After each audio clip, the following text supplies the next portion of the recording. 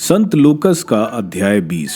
एक दिन ईसा मंदिर में जनता को शिक्षा दे रहे थे और सुसमाचार सुना रहे थे कि महायाजक, शास्त्री और नेता उनके पास आकर बोले, हमें बताइए कि आप किस अधिकार से यह सब कर रहे हैं?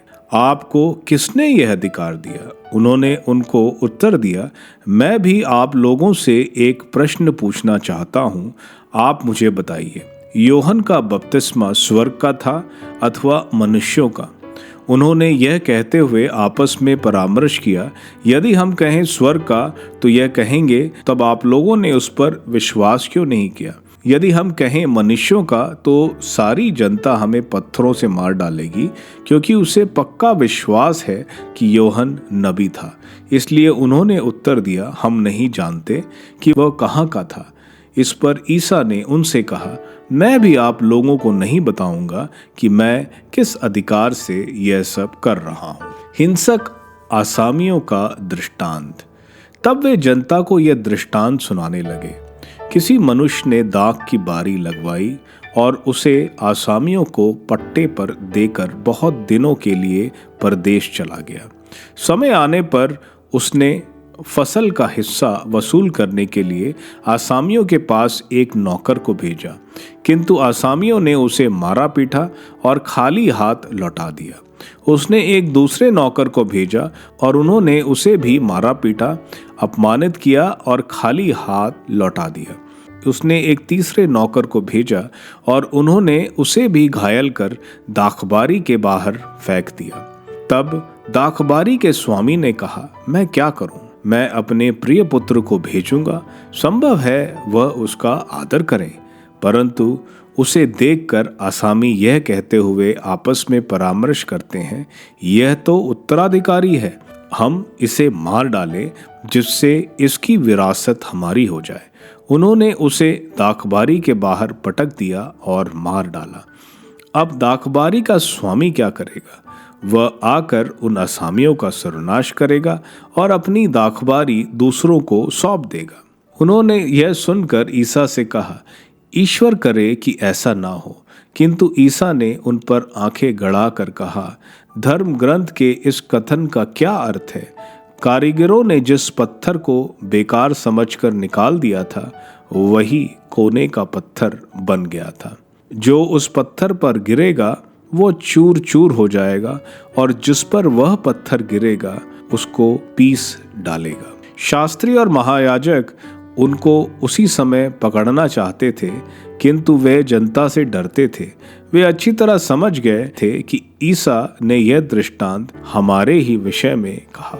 कैसर का कर। वे ईसा को फंसाने की ताक में रहते थे। उन्होंने उनके पास गुप्तचर भेजे, जिससे वे धर्मी होने का ढोंग रचकर ईसा को उनकी अपनी बात के फंदे में फंसाएं और उन्हें राज्यपाल के कब्जे और अधिकार में दे सकें।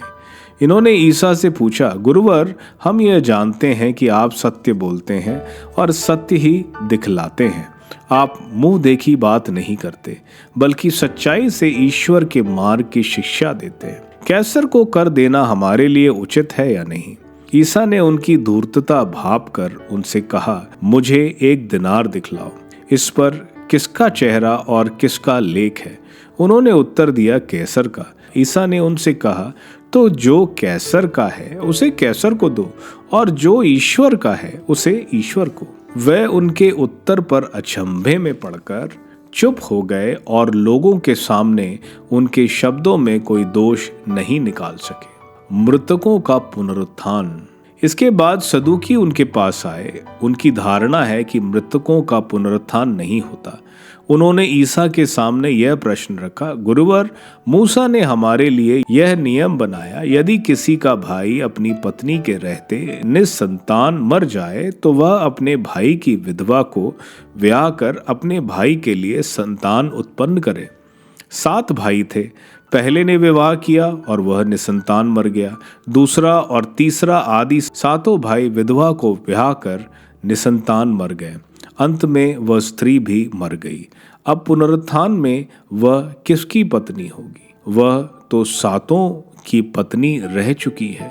ईसा ने उनसे कहा, इस लोक में पुरुष विवाह करते हैं और स्त्रियां विवाह में दी जाती हैं, परंतु जो परलोक तथा मृतकों के पुनरुत्थान के योग्य पाए जाते हैं, उन लोगों में ना तो पुरुष विवाह करते हैं और ना स्त्रियां विवाह में दी जाती हैं। वे फिर कभी नहीं मरते। वे तो स्वर्ग दूतों के सदृश होते हैं और पुनरुत्थान की संतति होने के कारण वे ईश्वर की संतति बन जाते हैं। मृतकों का पुनरुत्थान होता है। मूसा ने भी झाड़ी की कथा में इसका संकेत किया है, जहां वह प्रभु को इब्राहिम का ईश्वर, इसहाक का ईश्वर और याकूब का ईश्वर कहते हैं। वह मृतकों का नहीं, जीवितों का ईश्वर है, क्योंकि उसके लिए सभी जीवित हैं। इस पर कुछ शास्त्रियों ने उससे कहा, गुरुवर, आपने ठीक ही कहा। इसके बाद उन्हें ईसा से कोई और प्रश्न पूछने का साहस नहीं हुआ। मसीह दाऊद के पुत्र। ईसा ने उनसे कहा, मसीह दाऊद के पुत्र कैसे कहे जा सकते हैं? क्योंकि भजनों के ग्रंथ में दाऊद स्वयं कहते हैं, प्रभु ने मेरे प्रभु से कहा, तुम तब तक मेरे दाहिने बैठे रहो जब तक मैं तुम्हारे शत्रुओं को तुम्हारा पावदान न बना दूं। इस तरह दाऊद उन्हें प्रभु कहते हैं, तो वे उनके पुत्र कैसे हो सकते हैं? शास्त्रियों को धिक्कार। सारी जनता सुन रही थी जब उन्होंने अपने शिष्यों से कहा, शास्त्रियों से सावधान रहो। लंबे लुबादे पहनकर टहलने जाना, बाजारों में प्रणाम प्रणाम सुनना, सभागृहों में प्रथम आसनों पर और भोजों में प्रथम स्थानों पर विराजमान होना, यह सब उन्हें बहुत पसंद है।